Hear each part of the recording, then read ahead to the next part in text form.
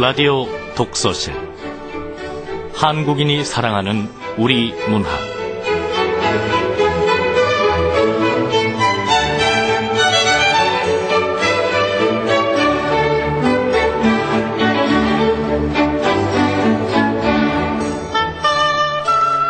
안녕하세요. 아나운서 김경란입니다.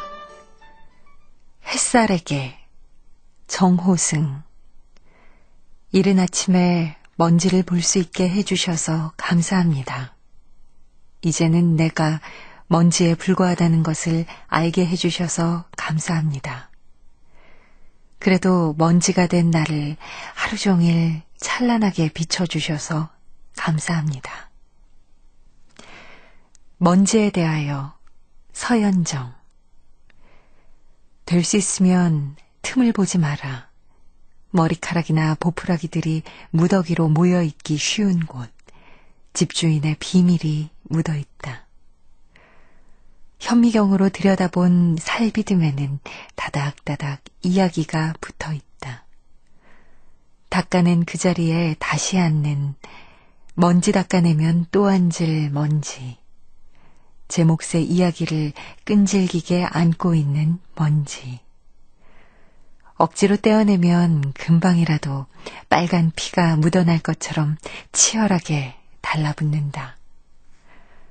틈이 많은 삶, 그런 곳의 먼지에 대하여 쓸쓸해지는 날. 이해하라, 용납하라, 때론 딱지 아래 핏물까지도. 먼지에 대한 여러 시인들의 시를 소개해드렸습니다. 어떤 시인은 먼지를 볼 수 있게 해준 햇살에게 고맙다고 노래를 했고요. 또 먼지 묻은 인생마저 이해하고 용납하라는 시인도 있죠. 하찮은 먼지, 하찮고 보잘것없는 먼지도 우리 삶의 흔적입니다. 올해는 하찮고 보잘것없다고 생각하는 존재들에게 눈길을 줘보는 건 어떨까요?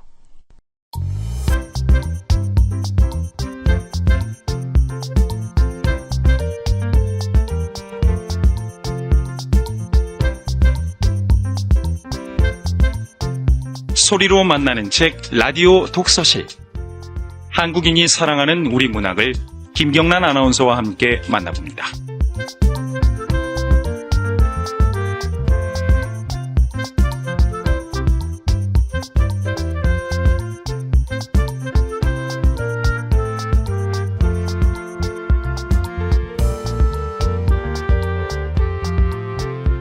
KBS 라디오 독서실에서는 2011 신춘문예 당선작들을 방송해드리고 있죠. 오늘은 그 마지막 시간으로 한국일보 단편소설 당선작입니다. 라유경 작가의 낚시 함께 하실 텐데요. 라유경 작가는 동국대학교 문예창작학과 4학년에 재학 중인 학생입니다. 최종심은 소설가 이재하, 이순원 씨가 심사를 하셨는데 심사평을 소개해드리겠습니다. 이 주인공은 혼자만의 방에서 타이핑 아르바이트를 하고 기껏 외출하는 것이 실내 낚시터 정도인 폐쇄 생활자로 이 자칫 과장이 따를 부분에도 상황을 차분하게 응시하고 정연하게 이야기를 펼쳐나간다. 다소 패기가 부족하다는 지적이 따를 수도 있겠지만 우리는 이런 이야기에 엄살없이 주제를 잘 살려낸 이 작가의 역량과 정연한 이야기 전개의 솜씨를 믿기로 했다.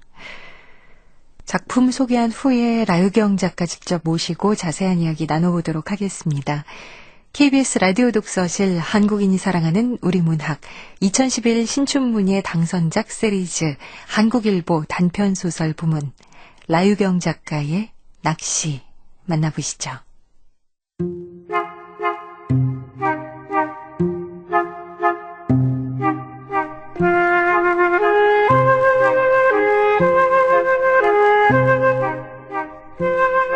낚시 라유경.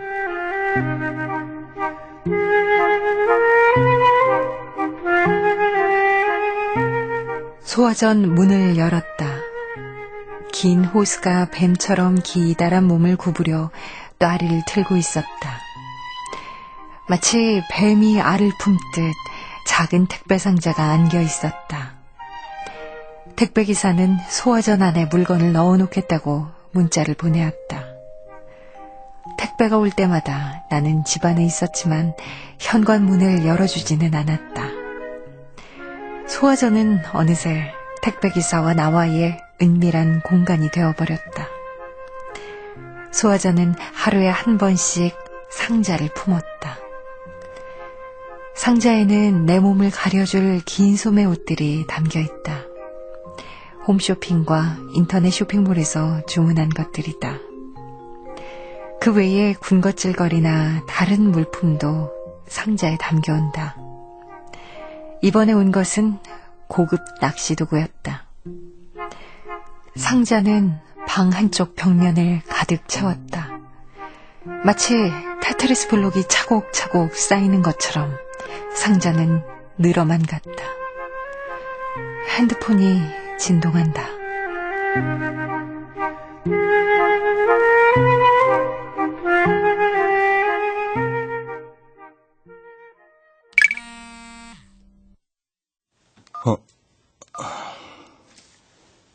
저희 도서관에서 빌려간 책이 열흘이나 연체되었으니 반납해 주시기 바랍니다. 도서관에서 빌려온 책들은 벽의 구석을 차지하고 있다. 여러 곳에서 만들어 놓은 회원카드는 다량의 책들을 대출하는 데 유용했다. 타이핑 아르바이트는 잡지 이외에도 출판사에서 맡기는 책들도 있었다.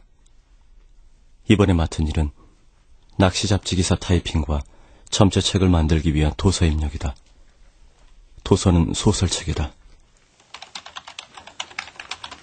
주인공은 안면 시름증을 앓고 있는 여자. 얼굴을 알아보지 못하는 여자는 대신 습관이나 목소리 등을 통해 사람들이 누구인지 알아챈다. 그 병으로 인해 주변 사람들이 모두 여자를 떠나고 결국 여자는 자신의 얼굴마저도 기억해내지 못하는 내용. 시각장애인들은 이 장면들을 어떻게 떠올릴까? 타이핑된 글자는 점역 과정을 거쳐 점자로 옮겨질 것이다. 타이핑할 때는 책을 읽는다기보다 글자를 옮기는 듯한 기분이 든다. 타자 속도는 날이 갈수록 빨라진다. 손가락을 이용해 글자들을 낚는 듯한 기분으로 낚시잡지 기사를 자판으로 두드린다. 타이핑 아르바이트 이외에 하는 일이라곤 실내 낚시터에 가는 일과 시립도서관에서 대출한 책을 읽는 것이었다. 나는 늘 반납일자를 놓치곤 했다. 한 번 놓치기 시작하면 그 다음부터는 걷잡을 수 없이 시간이 흘러갔다. 기한이 정해져 있지 않은 연체일수는 하얀 화면에 글자들이 이어지는 것처럼 끝없이 늘어만 갔다. 쟤는 왜 저렇게 말랐냐? 맞아, 생선가시 같아. 생선가시, 생선가시. 야, 생선가시 같아 갔다가 튀어나오면 찔리겠다. 우리 딴데 가자. 얘야, 넌 뭘 그렇게 멍하게 보고 있냐? 아유, 눈에 초점이 없어요. 꼭 붕어눈 같아.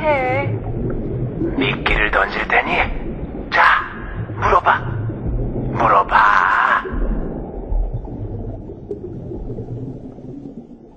가만히 앉아있을 때면 사람들은 내게 미끼를 던졌다. 저수지 안에서 헤엄치는 물고기처럼 나는 그 미끼들을 물었다. 그들은 미끼가 가시에 잘 걸린다며 재미있어했다. 미끼들은 맛이 없었다. 먹으면 먹을수록 내 마른 몸의 뼈는 더 도드라졌다. 나는 살을 찌우기 위해 닥치는 대로 먹었다. 냉장고에는 각종 군것질거리들이 한가득 쌓여 있었다. 스위치를 누르는 것처럼 냉장고 문을 열고 닫았다. 이런 노력에도 불구하고 내 몸에는 살이 붙지 않았다. 차라리 생선처럼 지느러미라도 있다면 둔한 내 행동에 활력을 불어넣어 주진 않을까.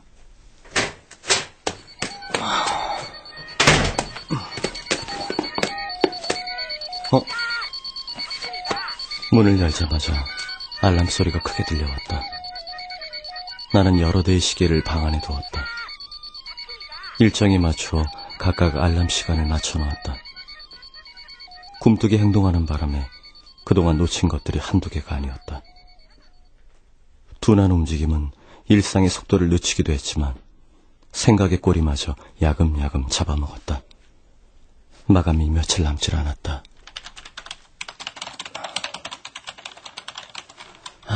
마감을 넘기면 잘릴지도 몰라. 자판들을 손끝으로 누를 때마다 흰 바탕에 글자들이 꼬물꼬물 생겨난다. 타자치는 것만큼이나 물고기를 낚을 수 있다면 나는 물고기들이 입에 물고 있는 상품들을 생각한다. 냉장고를 낚을 거야. 냉장고. 고장난 냉장고는 잡음을 내지 않고 조용했다. 나는 쌓여가는 박스들과 책들을 냉장고 안에 넣기 시작했다. 끼니는 배달시키거나 햇반을 먹었다. 그것도 귀찮으면 빵이나 군것질 거리들로 배를 채웠다. 부패된 반찬들은 버리면 그만이었다. 반찬은 냉장 보관하지 않아도 될 참치캔이나 3분 카레 등으로 대신했다. 바다거북이 고개를 길게 내밀고 모래 위에 누워있다. 거북이의 머리와 팔, 다리는 피부가 갈라져 있어 메마른 느낌을 준다. 거북이 등껍데기는 단단해 보인다. 거북이의 눈동자는 카메라를 노려보고 있다. 계속 보고 있으면 초점 없는 검은 눈동자 속에 빨려 들어갈 것만 같은 기분이 든다. 저 안으로 들어간다면 단단한 껍질을 뚫고 나올 수 없으리란 생각이 든다.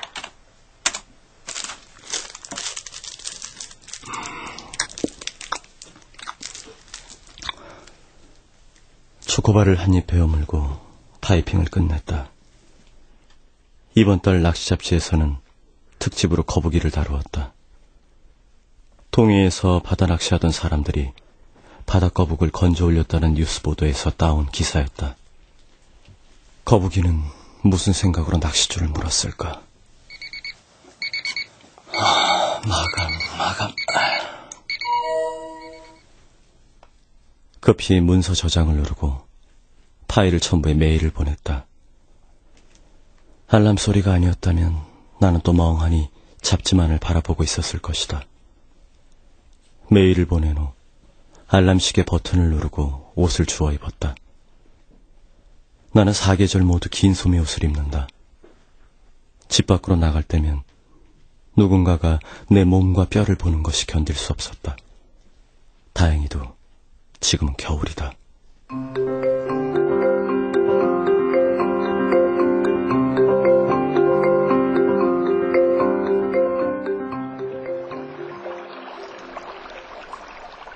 낚시 잡지를 보고 실내 낚시터에 대해서 알게 됐다. 처음 왔을 때 물고기들 하나하나에 달려있는 번호표를 보고는 물고기의 마리수를 세기 위해서라고 생각했다.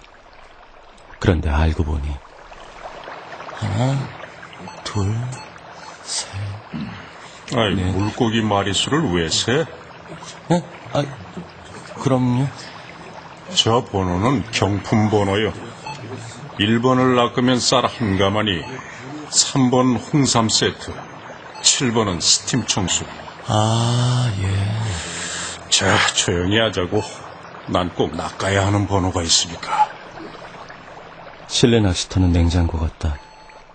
실내는 밤처럼 어두웠고 물 위로 조명이 다 흔들렸다. 물 안에 있는 물고기들은 낚싯대에 잡힌다고 해도 또다시 물속에 들어간다. 식탁 위에 놓였다 다시 냉장고 안으로 들어가는 반찬통처럼. 경품 실내 낚시터에는 정해진 낚시꾼들이 매일 온다. 낚시터로 들어오는 입구 계단 벽면에는 액자들이 걸려있다. 사진 속의 사람들은 선물을 받아들며 환하게 웃는다. 이곳에 앉아있다가 입질이 올라와 짜릿한 손맛을 느낄 때면 왔다!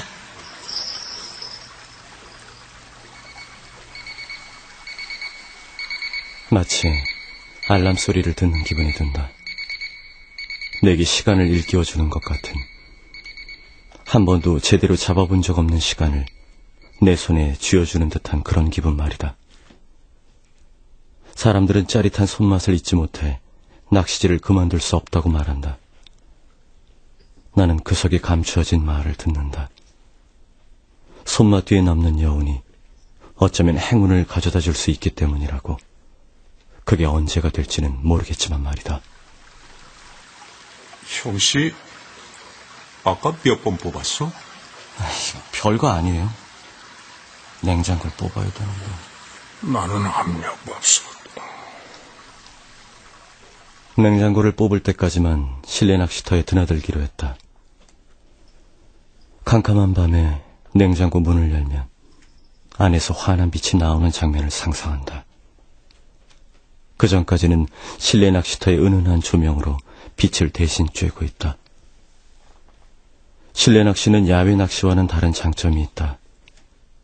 날씨의 영향을 받지 않아도 되고 물고기의 움직임을 두 눈으로 볼 수도 있다. 번호표를 유심히 보며 내가 원하는 물고기를 유인해 볼 수도 있다. 지느러미를 흔드는 이모와 붕어들 서로 부딪히고 그러나 저들 중에 거북이는 없나? 거북이는 어떤 먹이를 좋아할까?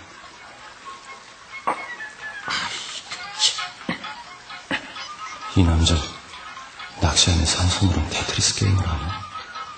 뭐야, 블록들이 점점 빨리 내려서 빈 공간이 늘어나잖아. 천장까지 쌓여서 아휴, 다 맞았구나. 왔다. 왔구나. 왔어요.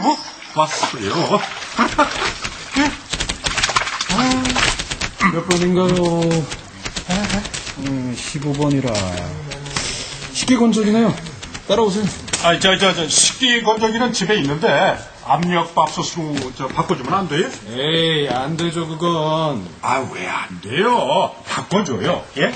한 명씩 사정 봐주기 시작하면 끝이 없다고요. 식기건조기 값이나 압력밥솥 값이나 그게 그거잖아요. 바꿔줘요. 부탁 한번 합시다. 참, 이 사람이 안 된다니까. 압력밥솥이 그렇게 필요하시면 식기건조기 팔아서 그 돈으로 압력밥솥 사세요. 나 원 빡빡하기는. 내가 여기에 투자한 돈을 합치면 압력밥솥 아니라 집 한 채를 샀겠다, 이거. 기분이 상한 남자는 그 자리에서 식기건조기를 챙기는 나가버린다. 돈을 내고 나가려는데 카운터에 작은 수조가 놓여있는 게 보였다. 그 안에는 작고 동그란 것이 들어있었다. 자세히 들여다보니 거북이였다. 주인이 애완용으로 키우고 있는 것이란다. 집 근처 수족관에 들러 애완용 거북이를 샀다.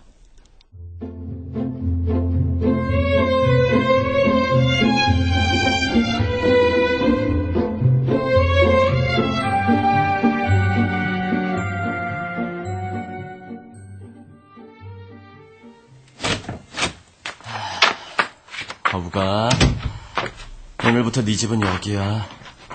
그래도 물 가까이 있는 게 너도 좋지?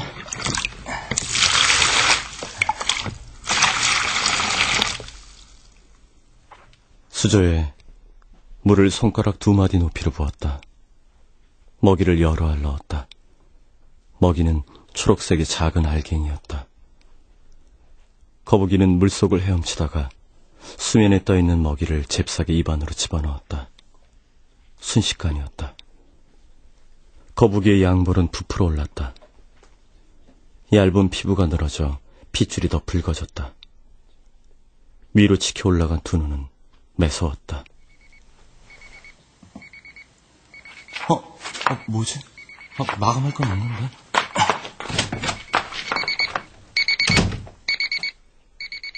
화장실 밖으로 나가 시계를 보니 내가 맞춰놓은 시간이 아니었다.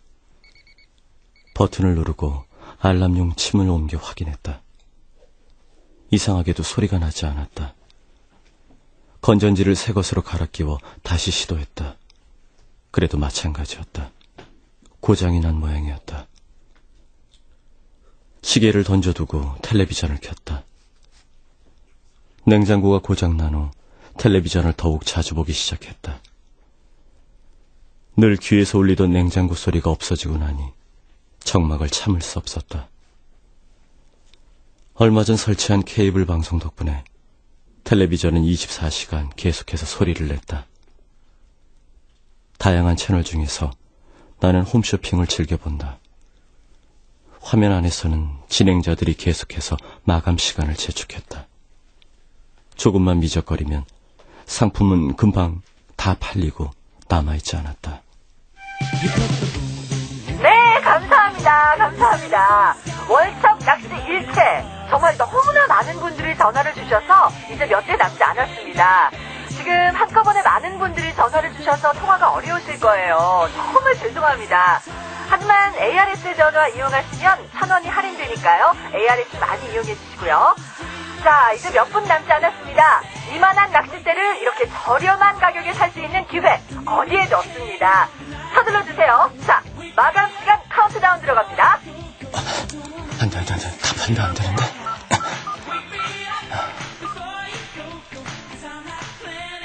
냉장고를 낚으려면 좋은 낚시도구가 기본이었다. 실내 낚시터에 구비되어 있는 낚싯대가 좋은 것인지 구별할 필요가 있었다. 화장실에 있을 거북이가 떠올랐다. 거북이가 변기 속으로 빠지면 어쩌나. 만약 그런 일이 벌어진다면 손을 집어넣어 거북이를 잡아야 하나. 거북이는 입을 크게 벌려 내 손가락을 순식간에 깨물진 않을까. 거북이에게 물린 집게 손가락은 끝에 한마디가 잘려나갈 것이다. 그런 상상을 하자 거북이 입속에서 손톱이 씹히는 소리가 들리는 것 같다. 거북이를 건져 올릴 만한 낚시도구도 마련해 둬야겠다. 낯선 보는데? 여보세요? 여기 도서관인데요. 책 연체하셨죠? 예. 문자까지 보냈는데 왜 반납을 안 하시는 거예요? 열흘이 지난 거 아세요? 죄송합니다. 내일까지 반납할게요. 아직 다 읽지 않은 책들이 자신들을 펼쳐달라고 아우성치는 것처럼 보였다. 책의 남은 면들을 펼쳐본 후 반납할 생각이다. 컴퓨터 전원을 켜고 자판을 두드린다. 자판에서 나는 소리가 리듬을 타고 방 안에 울려 퍼진다. 검은 수면 위로 출렁이던 실내 낚시터의 빛들을 떠올린다. 41번 번호표를 달고 있던 물고기가 생각난다. 한쪽 눈이 망가져 있던, 검은 눈동자가 깨져 투명한 비닐처럼 너덜거리던 물고기. 어쩌면 그 번호가 냉장고를 가져다주는 행운의 번호일 거라는 생각이 든다. 몸은 눈에 띄게 더욱 말라갔다. 손목이나 무릎, 골반 등 관절이 있는 부분은 뼈를 그대로 만지는 듯한 기분이 들었다. 얼굴 살도 빠져 턱뼈가 예전보다 튀어나온 듯했다. 등살은 척추와 달라붙어 뼈마디가 만져졌다. 리듬을 느끼며 자판을 두드리는데 갑자기 모니터 화면이 꺼졌다. 하얗던 배경은 순식간에 검은색으로 바뀌었다. 컴퓨터 모니터뿐만이 아니었다. 계속 켜두었던 텔레비전도, 천장의 형광등도 꺼졌다. 사방이 어두워졌다. 정전이었다. 핸드폰을 찾았다. 배터리가 얼마 남아있지 않아 아슬아슬했다. 뭐야? 알람? 어디였지? 이거 어두워서 어디 뒀는지 잘 모르겠네. 핸드폰이 발하는 미약한 불빛을 따라 더듬거리며 시계를 찾았다. 어둠 속에서 울리는 알람 소리는 내 몸을 사슬로 꽁꽁 싸매는 것 같았다. 시계는 침대 위에 널브러져 있었다. 나는 버튼을 누른 후 건전지를 빼버렸다. 정전은 소리마저도 함께 꺼버렸다. 요의가 느껴졌다.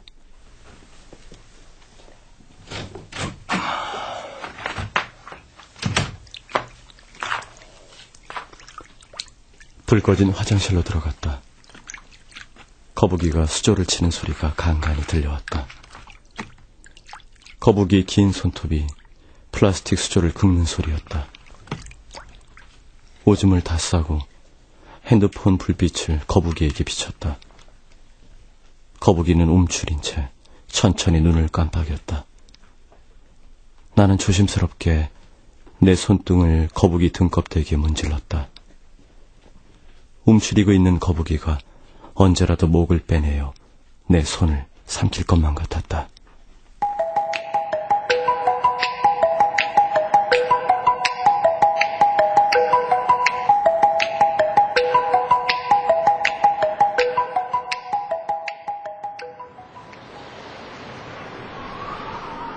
날이 추워 목폴라 티셔츠를 골라 입었다.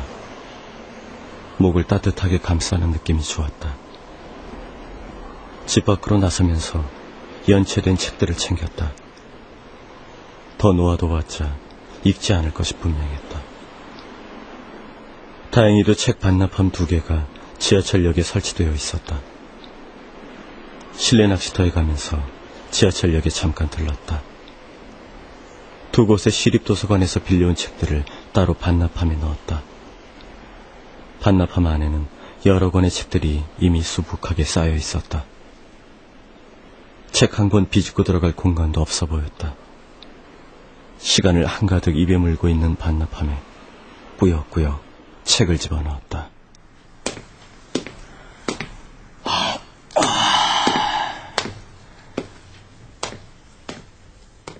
실내 낚시터 입구 계단을 내려가는 길은 늘 두근거린다.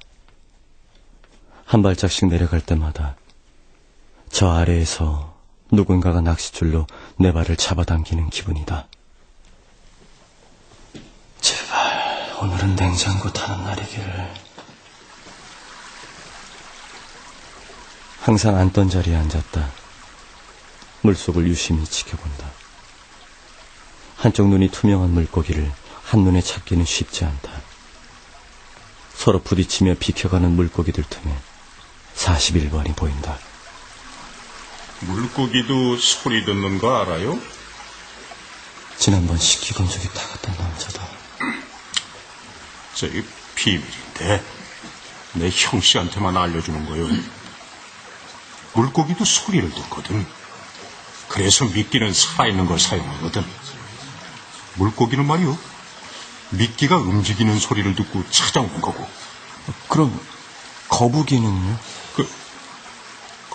거북이? 글쎄, 그거야 나도 모르지. 41번 물고기다.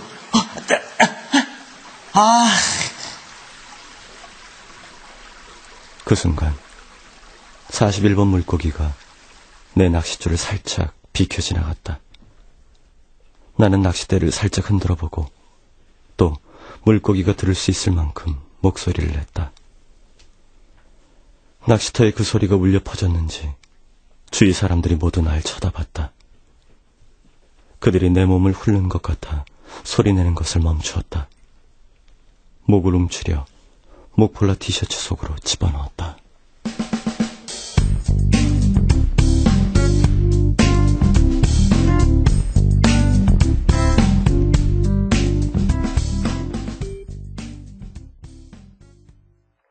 관리사무소에서 알려드립니다. 어젯밤 정전은 아파트 단지의 전력 공급에 문제가 생겨 발생한 것입니다. 겨울 난방 수요가 갑자기 늘어나면서 전환기에 문제가 생겨 전기 공급이 중단됐습니다. 주민 여러분의 양해 바랍니다. 그래도 전기가 들어왔으면 다행이다.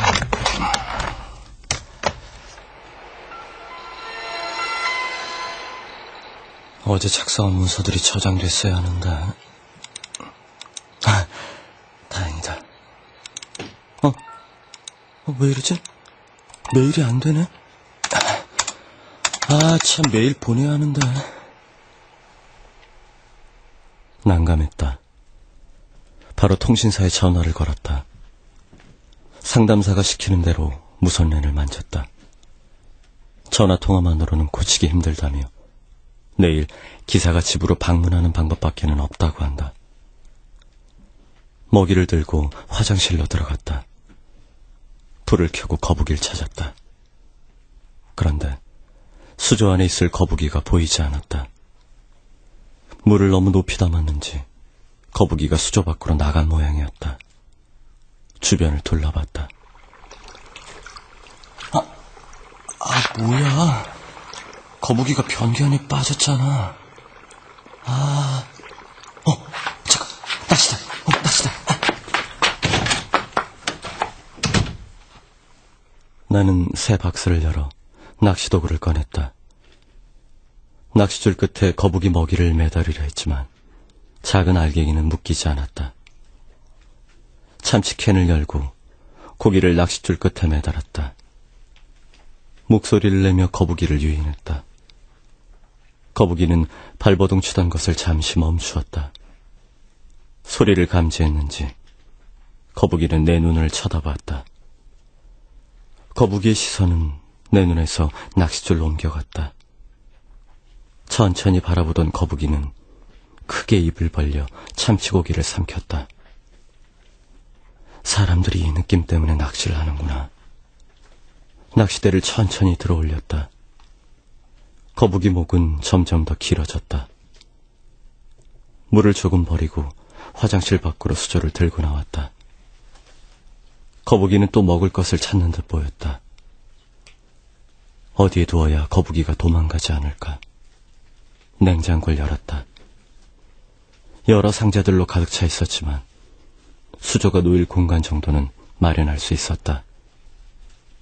어두운 서랍장 안에 수조를 넣었다.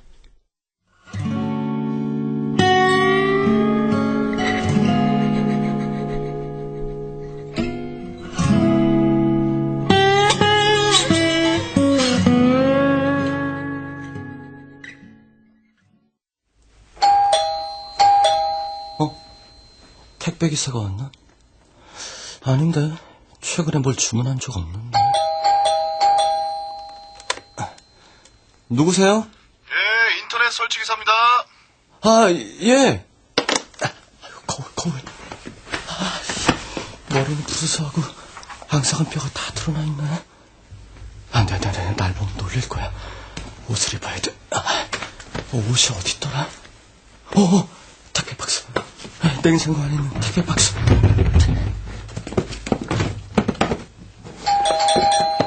예, 나가요! 기사가 재촉하는 바람에 옷을 갈아입지도 못한 채 문을 열어줄 수밖에 없었다. 설치기사는 건장한 체격에 말투가 친절한 청년이었다. 왜 이렇게 문을 늦게 여세요? 그게 좀... 컴퓨터가 이 노트북이에요? 예. 언제부터 인터넷 접속이 안 됐나요? 어젯밤에 정전이 됐었거든요. 그래요? 무선 인터넷이 잘 잡히지 않네요. 통신망이 벽에 가로막혀서 원만하게 흐르지 않는 것 같은데. 잠깐만요. 그는 연결될 때까지 끈질기게 작업을 계속했다. 나는 그가 작업하는 동안 내 마른 몸을 보고 힐끔거리진 않을까 안절부절 못하며 가만히 서 있었다. 20분 정도가 지나자 인터넷이 개통됐다. 목말라. 저 물 좀 주시겠습니까? 물? 그게 냉장고가 고장나서 시원하지 않을 텐데. 미지근한 물이라도 주세요. 나는 천천히 냉장고 앞으로 걸어가 문을 열었다. 냉장고 안에 손을 집어넣어 물병을 꺼내는데 잘못하고 수북이 쌓여있던 군것질거리들을 건드렸다.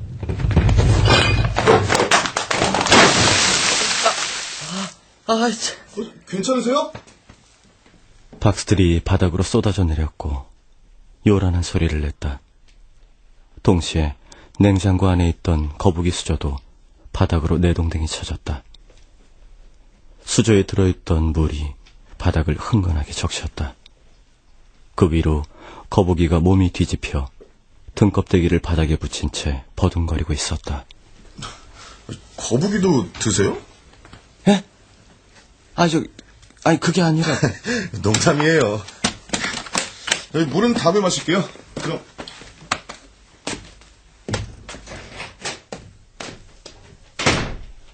남겨진 노트북을 봤다.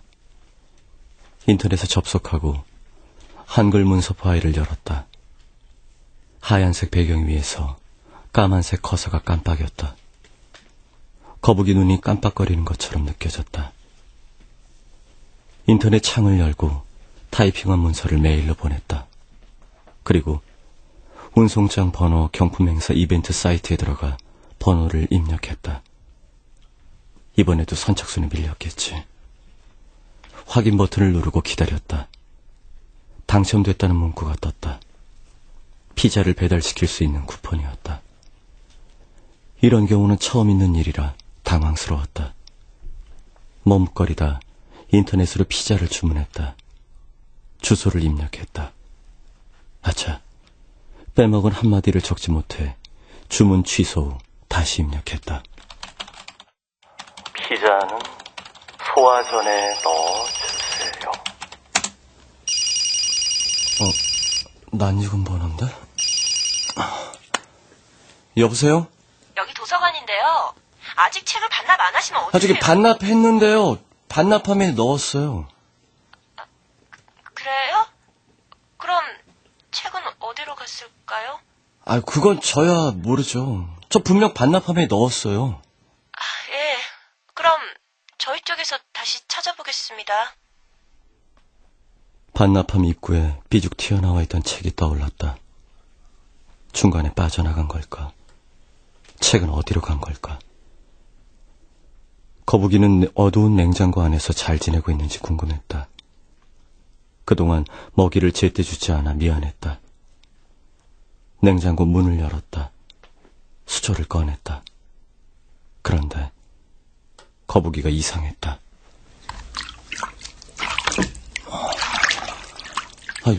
왜 이래? 먹이 주면 순식간에 입에 넣더니 바라만 보잖아.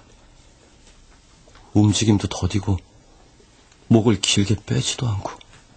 그리고 냄새. 거북이 배설물 때문에 오염됐나 봐. 거북이 눈에 하얀 점막이 덮여있어. 동공도 탁하고 피부는 주황색. 무슨 일이 있나 본데. 급히 인터넷으로 거북이 증세에 대해 알아봤다.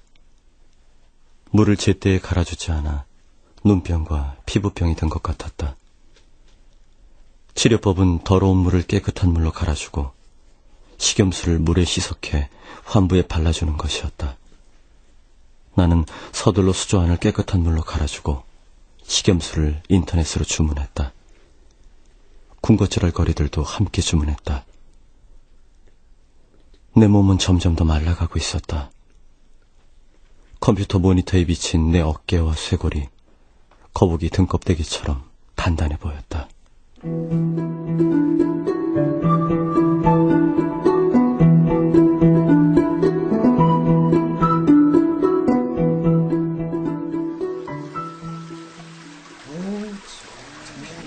낚싯대가 놓인 자리마다 사람들이 꽉 찼다. 평일에는 오지 않던 손님들도 눈에 띄었다. 내 옆에 앉은 남자는 선글라스를 끼고 왔다. 그는 내게 묻지도 않은 이야기를 한다. 낚싯대가 꼭 지팡이 같지 않소? 네. 내 아내가 앞을 못 보거든. 아내 한번 따라해봤수다. 오늘은 압력밥솥을 꼭 타가야 하는데. 식기 건조기는 남자의 집 부엌에 놓여 있겠지.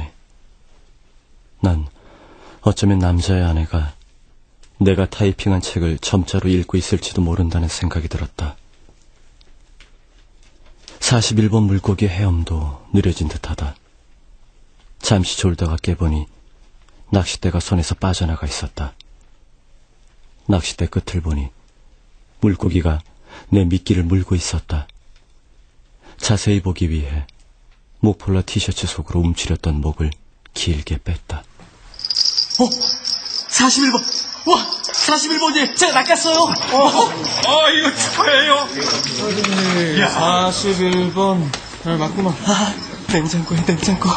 압력밥솥이요. 축하합니다. 압력밥솥이다. 저기 압력밥솥 말고 냉장고 주시면 안 될까요? 그럼 냉장고에 해당하는 번호를 낚으셨어야죠. 내게 압력밥솥은 필요 없었다. 집에서 밥은 해먹지 않으니까. 41번 물고기가 담긴 비닐을 들고 옆에 앉은 남자에게 다가갔다. 아저씨, 압력밥솥은 두고 갈게요.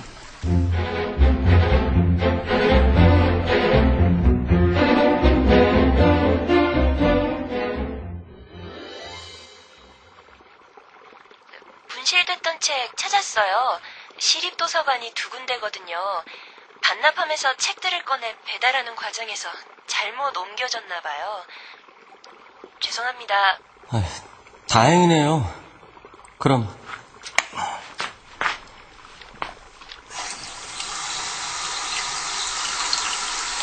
화장실에서 큰 배에 물을 가득 담고 그곳에 41번 물고기를 넣었다. 낚시터에서는 느릿느릿 움직이더니 여기 와서는 재빠르게 헤엄쳤다. 거북이 먹이를 들고 와 물고기에게 주었다. 물고기는 먹이를 먹더니 지느러미를 팔랑거렸다. 택배기사로부터 문자가 왔다. 택배는 소화전에 넣어두었다는 내용이었다. 기다리던 식염수와 군것질거릴 것이다.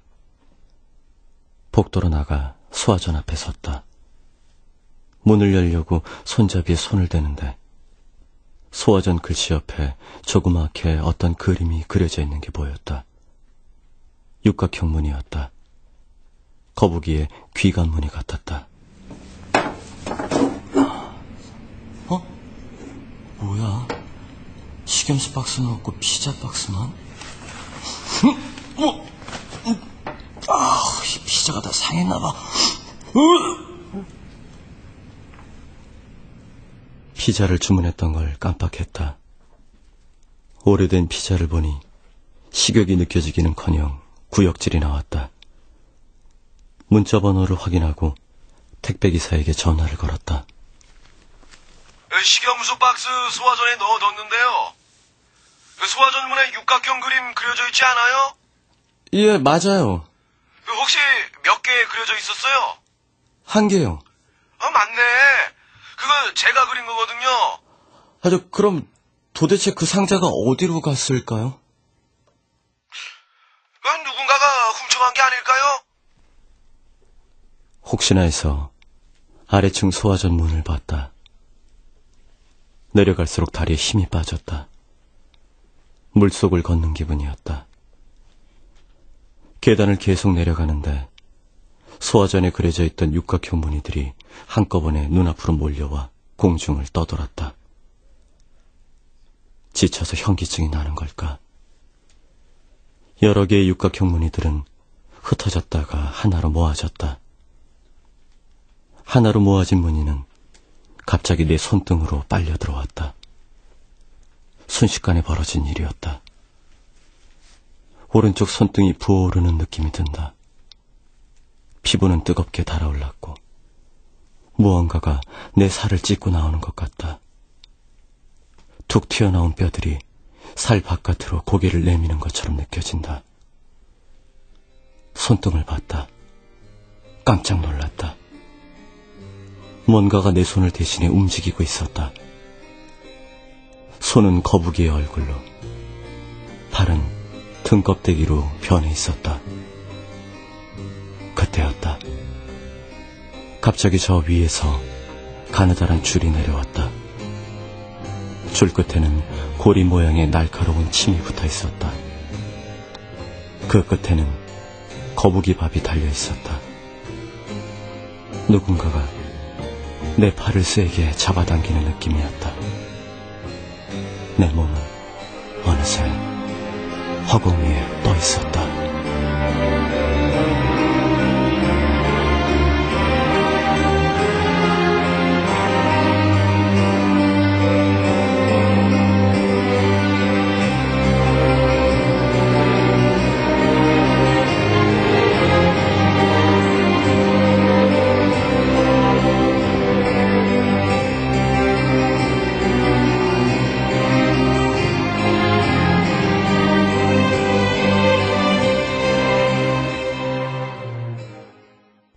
내 몸은 어느새 허공 위에 떠 있었다.